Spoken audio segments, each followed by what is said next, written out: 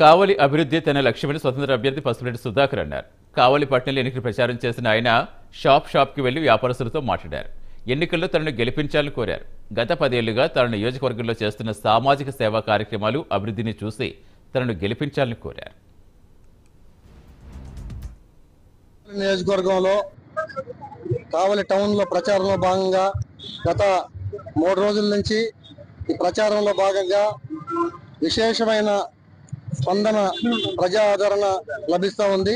నాకు చాలా ఆనందంగా ఉంది. స్వతంత్ర అభ్యర్థిగా పోటీ చేసినప్పటికీ చాలా ఆదరణ లభించడం చాలా సంతోషంగా ఉంది. అదేవిధంగా ప్రతి ఒక్క షాప్ వాళ్ళు కావచ్చు, ప్రజలు కావచ్చు, అందరూ కూడా చాలా మంచి పని చేశారు. మీరు స్వతంత్ర అభ్యర్థిగా నిలబడి ఖచ్చితంగా మిమ్మల్ని ఓటేసి గెలిపిస్తామని చెప్పని ప్రజలు ముత్కంఠంతో తెలియజేస్తా ఉన్నారు. ఖచ్చితంగా గెలిచి ఈ నియోజకవర్గ అభివృద్ధి